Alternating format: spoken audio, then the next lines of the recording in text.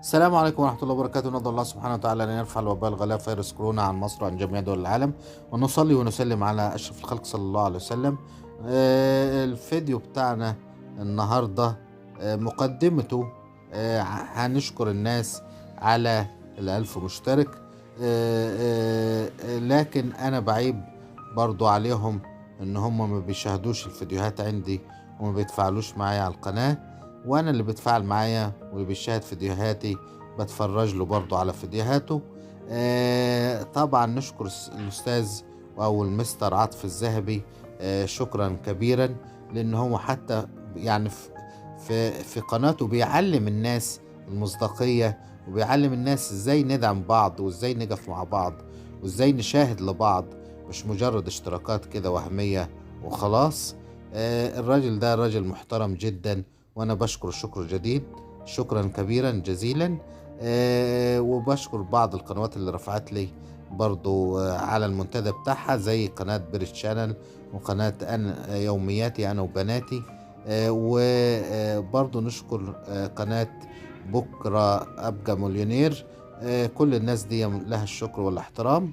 وبسم الله نبدأ الفيديو بتاعنا عن ازاي اعالج عصافيري، او ايه العلاجات المهمة اللي لازم تكون متواجدة معايا ومتوفرة معايا عشان اعالج الطيور بتاعتي ساعة المرض. ودي طبعا يمكن من اهم الفيديوهات للناس المبتدئة، ومن اهم عوامل النجاح انك انت تنجح في تربية الطيور عموما، سواء في اي نوع من انواع الطيور. دي من اهم عوامل النجاح، انك انت تعرف الامراض وتعرف الادوية بتاعتها وتعرف علاجاتها. اللي طبعا لما تكون انت ملم بهذه الحاجات دي، باذن الله سبحانه وتعالى هيكون عندك الخير الكتير باذن الله سبحانه وتعالى، وما يحصلش عندك وفيات او العصافير تتعب منك، ويكون انتاجها باذن الله كثير. فهنمسك بإذن الله كل حاجة على حدة من هذه الأدوية. في الأول أنا بصورهم لكم تصوير بحيث إنك أنت تبقى عارف إزاي. وأنا بعالج كل أغلبية الحياة دي اللي بعالج بيها أدوية بشرية. يعني ضنين كنت أنا بجيب بصراحة أدوية بيطرية يعني، لكن أغلب الأدوية اللي عندي بتكون أدوية بشرية، وأنا بعالج بيها والحمد لله يعني جايبة معايا نتيجة.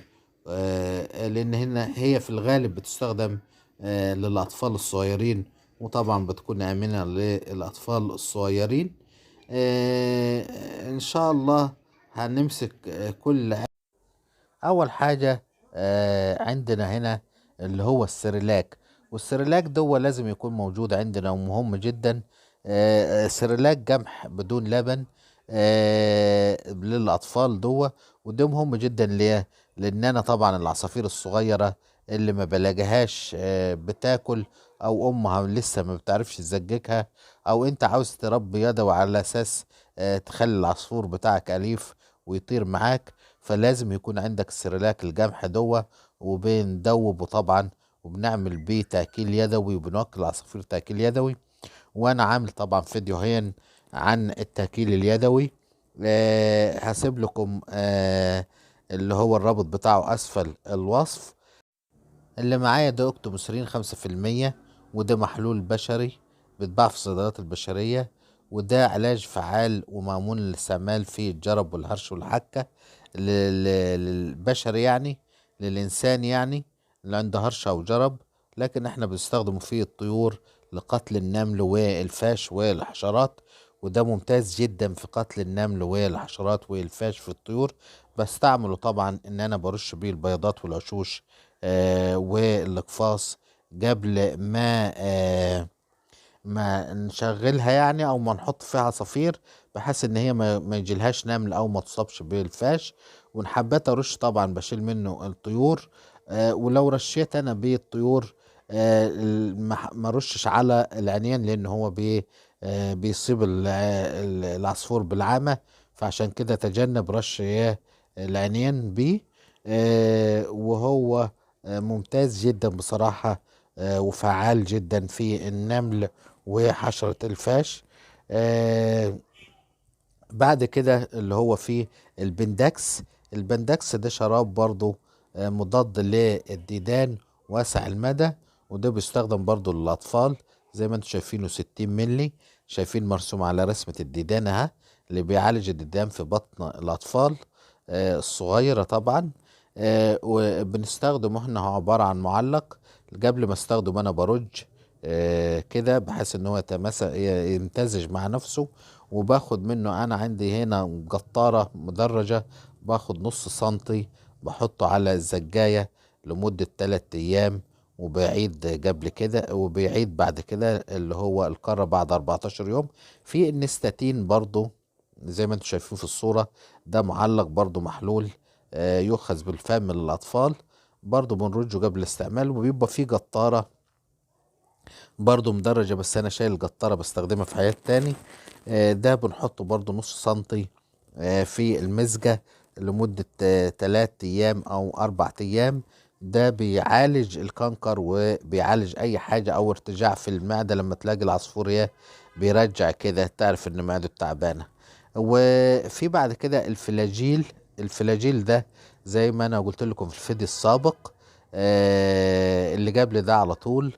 الفلاجيل ده مطهر معوي، وطبعا معروف شراب للأطفال، وده اللي مطهر معوي وبيعالج الإسهال في العصافير. وفلاجيل 125 ملي جرام شراب للأطفال. وطبعا بحطه إذا كان في إسهال، بحط منه من 5 ل7 أيام. لكن لو مفيش إسهال ممكن أحط مثلا يوميا أو 3 أيام في الشهر، بحيث أن أطهر معدة العصفور. برضو في اللي هو السيدوستين زي ما انتم شايفينه. ده بيعالج اللي هو برضو الاسهال. وفي الانتينال برضو بيعالج الاسهال. انا حاطط لكم الادويه اللي هي بتعالج الاسهال كلها جنب بعضيها. ده الزيسترون طبعا، ده غني عن التعريف، مضاد حيوي واسع المجال، وبيستخدم والعياذ بالله ربنا يكفينا شر وباء كورونا. بيستخدم في وباء كورونا حاليا. دي بقى الفيتامينات. في عندي دي املاح معدنيه ستار فوز. ستار فوز دي فيها الاملاح معدنيه. انا دي بقى من الصيدليه البيطريه دي. الاملاح المعدنيه دي فيها املاح معدنيه مع كالسيوم سائل، ودي طبعا مفيده جدا في حاله اذا كان العصفور بيملح او عنده نقص في اللي هو الكالسيوم، فعايز اعالج بسرعه بجانب السيبيا. فبنجيب اللي هو المحلول في بقى الفيتامينات اللي هي فيتامين سي زي ما انتم شايفين، والسي فامول برضو في فيتامين سي مع مسكن ألم.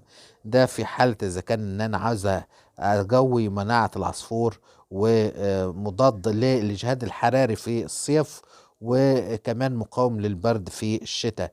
فطبعا لا غنى عنه فيتامينات سي. في برضو من الفيتامينات الهيموجران. ده فتح زي ما انتم شايفين، فتح جيد للشهية، لحل مشكلة الافتراس، ومحسن جيد لقشرة البيض. ومجران دو زي ما انتم شايفينه، ده بيتجاب من البشري، عبارة عن بودرة. انا باخد مثلا معلقة وبحطها على لتر مية، وادوبها وبدي فيها العصفور لمدة 3 ايام في الشهر.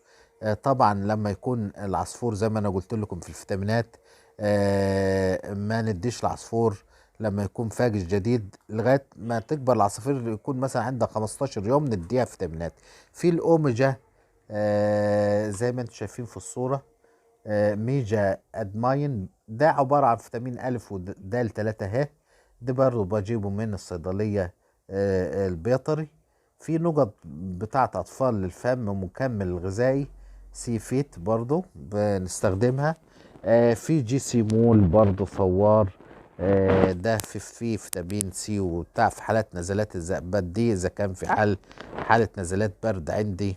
التلاتة دول زي ما انتم شايفين ها، جي سي مول وسي فيت وبرضو السيفامول.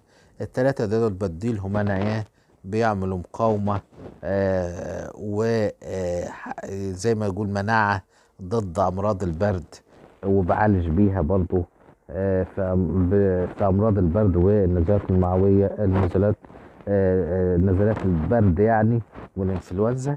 ده عبارة عن اللي هو محفز للذكورة، اللي هو هاف سيلينيوم. ده بستخدمه لما تكون العصفور بيكون عنده التخصيب ضعيف. في الكالسيوم زي ما انتم شايفين ده برضو بيجيبه مع فيتامين د3 فلوريد طبيعي، من زي ما انتم شايفين كالسيوم د2. ده من البشر برضو لما يكون عنده نقص في الكالسيوم يعني. ان شاء الله باذن الله هنحاول ان احنا نخش في الاسماك. وانا كان عندي برضو مربى اسماك وبتاع، بس اهملت فيها بصراحة. وزي ما انتم شايفين الحوض ده اتهمل فيه وكده. ان شاء الله بعد كده هنعمل حاجة عن. ولا تنسوا الاشتراك في القناة ودعمونا بالشير ولايك وتفعيل زر الجرس ليصلكم كل جديد، ومشاهدة الفيديوهات للآخر. والسلام عليكم ورحمة الله وبركاته.